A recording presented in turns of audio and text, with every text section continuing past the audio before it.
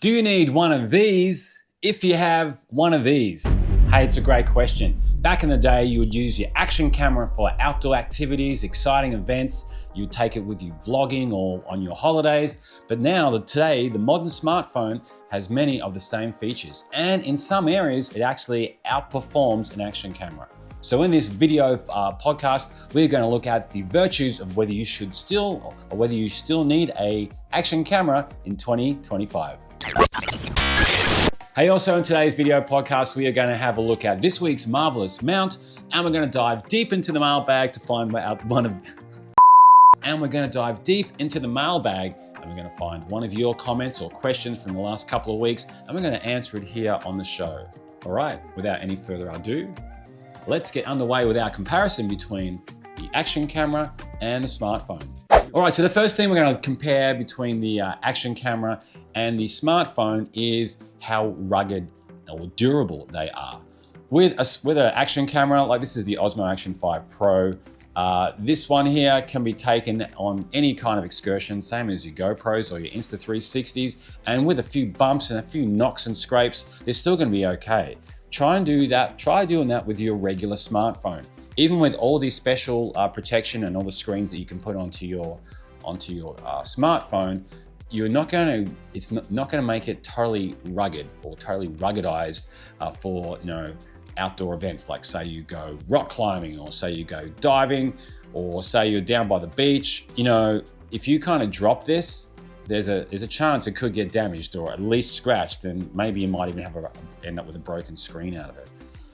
The action cameras, they do kick the goals in this department. They have brought out some more durable or more rugged smartphones recently. There's a couple of brands which are leading the way. There's one called Alcatel, I said that wrong, and even Samsung's bringing out a more ruggedized kind of a version of a phone. Trouble is, these phones are kind of larger. They are often missing some of the bells and whistles of your regular smartphone, and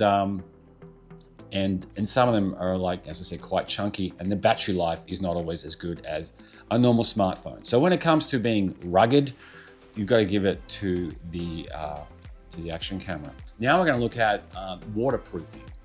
GoPros, DJI OSMO Action 5 Pros, Insta360s, they're made for water activities, being around the water. This latest Osmo Action 5 Pro can go to a depth of 20 meters before it needs a dive case. And the latest GoPro is around about 10 meters or 33 feet under the water without needing a dive case, which is pretty awesome. And you can be under the water for as long as you need to be. These cameras, or these types of cameras, are built for it. With your smartphone, it's not quite the same. Like, you will, if you check out your details of your smartphone, sometimes they'll talk about waterproofing, and they'll talk about it in regard to an IP reference. So you might see IP68, which is the one here for the Samsung S21 that I have in my hand. IP stands for Ingress Protection, and what that means is how your device is protected against solid items like dust and dirt, which is the first number, and how it's protected against liquids, which is the second number. So the first number is on a scale of 0 to 6. So this one here is IP68, so it's really good at keeping dust and dirt out. And the second scale, which is based on how it keeps liquids out, is on a scale of 0 to 9. So this one here is rated at 8. So IP68, IP6, good for dust and dirt. 8, pretty good for like water and liquids. But there are some limitations. With a smartphone, yes, it can go in the water, but it can only stay in the water for normally up to 30 minutes, and in most cases only to a depth of around about 1 meter. Now, a lot of those situations, or a lot of the documentation that it has on the website relating to your phone, it'll also say fresh water as well. Fresh water is a bit different than salt water, and that's what this little bad boy is kind of made for and loves being in, right? So that's one thing that you've got to be aware of. So when it comes to waterproofing, the action camera, it really kicks the butt of the smartphone. All right, so the next thing we're going to talk about is mounting options. Now, action cameras, ever since they've come out, they've been made for the outdoors and they've been made for activities. You can attach this to like a chest mount, you can attach it to a helmet, you can attach it to a bike, you can attach it to your dog, and I've even done that in a previous video. With a smartphone, yes, there are attachments with them, but it's not quite the same. It's a little bit harder to kind of mount it. It's a bit of a weird, long, chunky kind of size, and there's not as many accessories out there. So when it comes to like mounting options, the Action camera is a definite winner. Stabilization is another area where Action cameras really come to the fore. The stabilization on this little camera is pretty amazing. You can flip it upside down, it'll still record. It can be on a really bumpy road, you can be riding on your push bike, doing some mountain biking, or you can be running. And these little cameras have options where you can adjust the stabilization so it still looks buttery smooth when you go into playback. That's because these things have their own built-in gimbals. A gimbal is a part of the device which stabilizes the footage. When it comes to smartphones can take great footage even when you are doing activities, but in a lot of cases you really would need a gimbal to smooth out your footage. So when it comes to stabilization, you're going to find that although smartphones are definitely on the improve, the Action camera is going to kick the goals in that department. Of course, the Action camera has lots of other awesome features as well. It has things like time-lapse, and it has hyperlapse or time warp.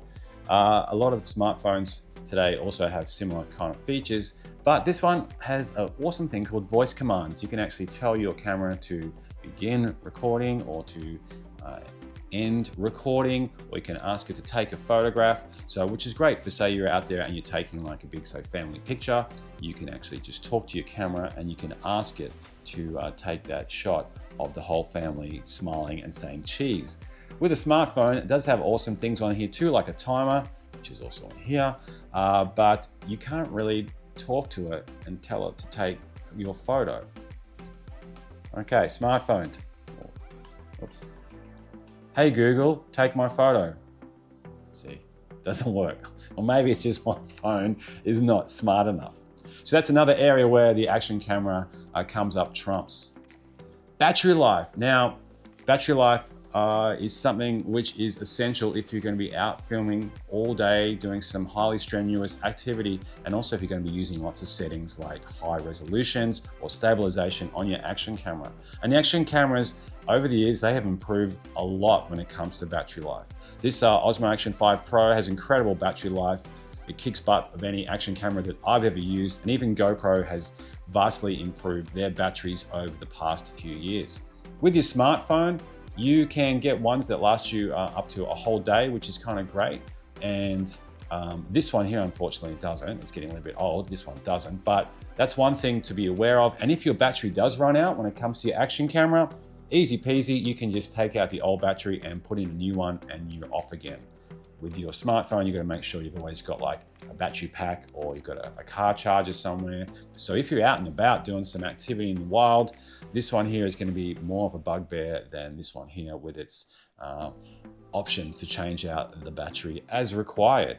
The resolution settings too on these little cameras are amazing. This is the Osmo Action 5 Pro. As I said, this one, you can film it up to 4K at up to 120 frames per second. When it comes to the most recent GoPro, they can record a resolution of up to 5.3K, up to 60 frames per second. And the Insta360 Ace Pro 2 is ridiculous. It can record up to 8K at 30 frames per second. Now, a lot of smartphones can do up to 4K, and there's even a few that are up to 8K, but that's one area where the Action camera, for the most part, does a much better job. All right, as much as I love Action cameras, I'm a big fan of them, there are some areas where I've got to say the smartphone comes out on top. And that for me is when it comes to taking photographs. The smartphone has just so many more options than what you will ever get with an Action camera when it comes to taking photos. This little Osmo Action 5 Pro can take pictures up to 40 megapixels, which is pretty amazing, but you are restricted by a fixed aperture, which is what lets the light into the camera. And you are also, like, your zoom options kind of fall far behind what you can do with something like the smartphone. This one here is an S21, so it's zoom, you can zoom like about 12 times. With the latest, or last year's S24, you could do up to like 30 times. So that's going to really make a difference if you say want to shoot something which is further away. This one's not going to compare in that regard. This one here actually has a has a sensor, the S21 has a sensor size of 1/1.76, which means it's actually better than a GoPro for when it comes into like sensor size. Of course, the sensor is what picks up all the light coming into the camera as well. So a larger sensor is going to mean you're going to have a greater range of colors and a greater amount of light on your footage. And even this one here, which is an S21, is better than the most recent GoPro. Not as good as the Osmo Action 5 Pro, which is 1.3, but still pretty good. Last year's S24 had a sensor size of 1/1.56, which is still outperforms the GoPro Hero 13. So having a larger sensor size and having a larger aperture, and also the zoom options on here, and the options where you can actually do things like focus on your subject, that's where a smartphone definitely comes out as a winner over an action camera. Another thing is too, like with the smartphone, is that you can easily upload your footage onto the internet or onto a site like YouTube or TikTok or Instagram. Only takes a few clicks. You film something on here or you take a photo on here, and that can be just done in milliseconds. When it comes to a smartphone, you normally have to put the SD card or the data from here onto a computer or onto your smartphone via an app, and then upload it to YouTube or TikTok or wherever. So that's where the smartphone is going to come out as a winner. And finally, another area where the smartphone comes out on top is you can actually download an app and you can edit on your phone any footage that you have and then upload it to the cloud or upload it to any social media site, whereas you can't do that with the action camera. It is an action camera, and the data has to be transferred from here onto an app where you can edit it. You can't do any editing in camera. All right, so that's my 5 cents. What's your thoughts? Let me know in the comments section down below. Is it still worth getting an action camera in 2025? Or do you think that your smartphone does absolutely everything that you need it to do? I'd love to hear from you. I feel like they both have benefits, or both have areas where they're one stronger than the other, but I want to hear from you. So let me know down below.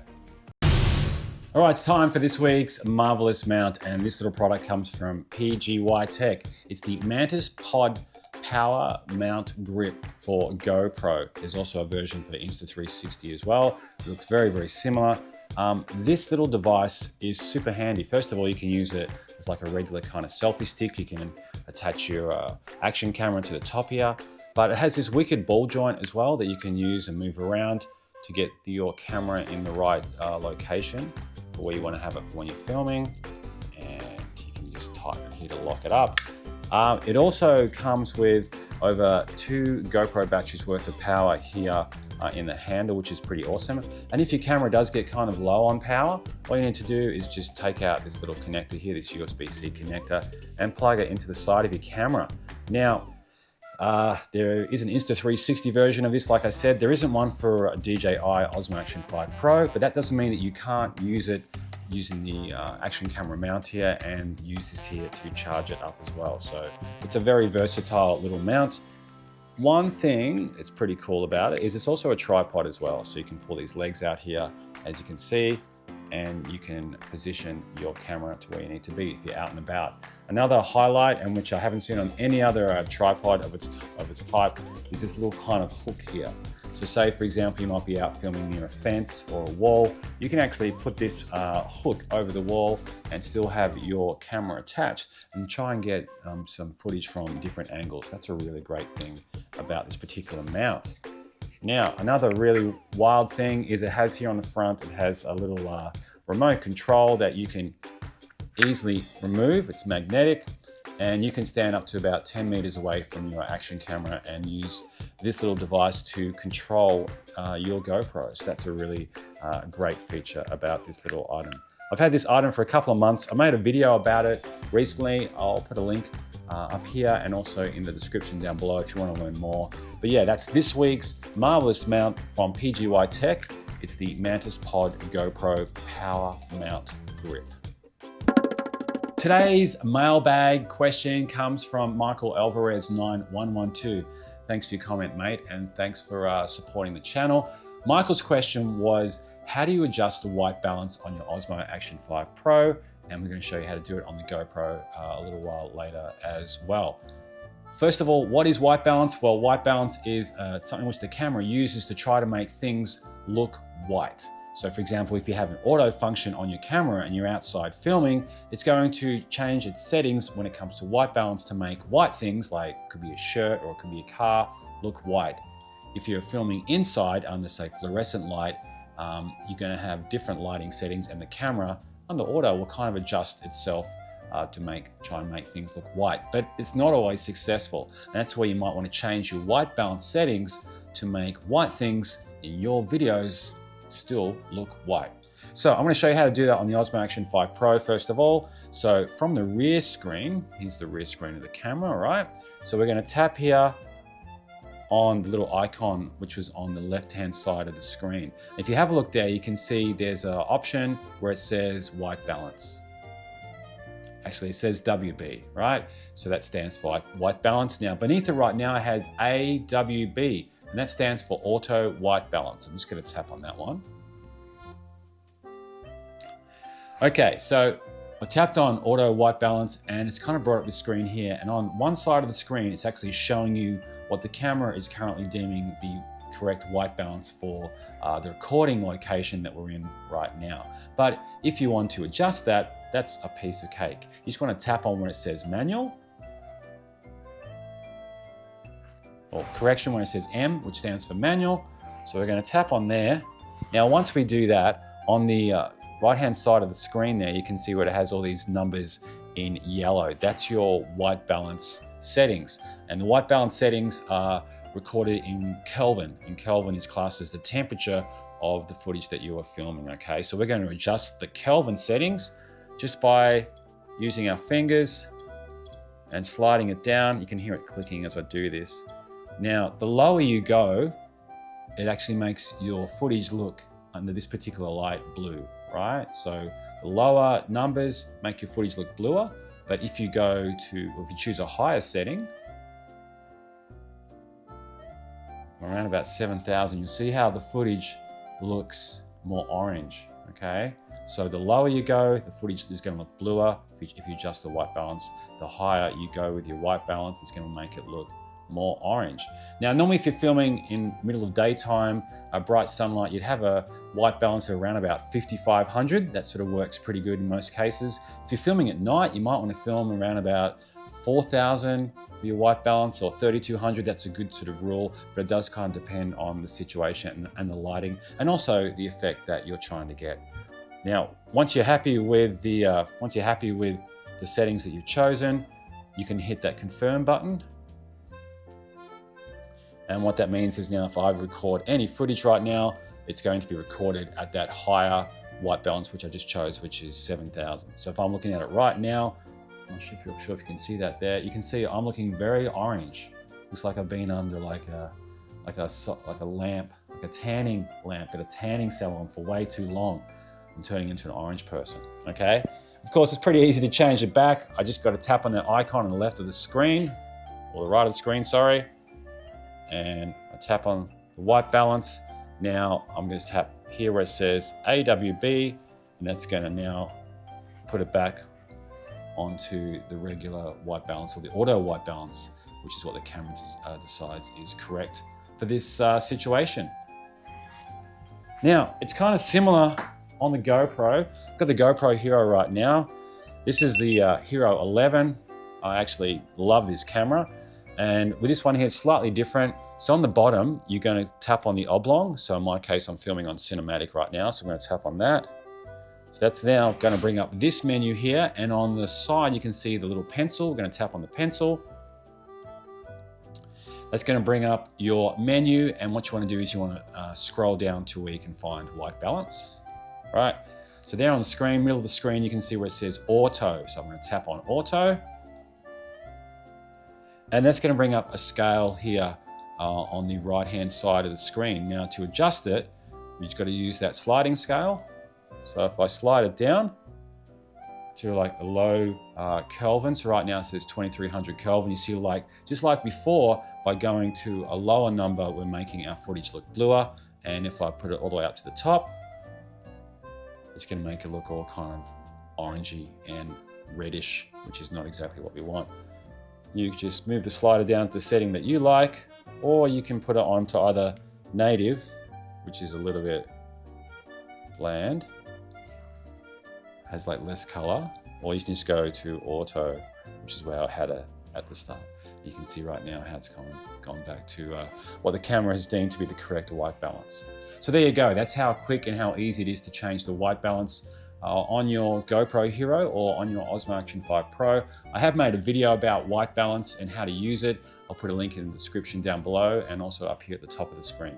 Thanks for your question, Michael. If you have any questions about GoPros or Osmo Action 5 Pros or action cameras, drop me a comment and I'll do my very best to get back to you and give you the answer that you need, either in like a written comment or maybe like as part of the podcast like this one today.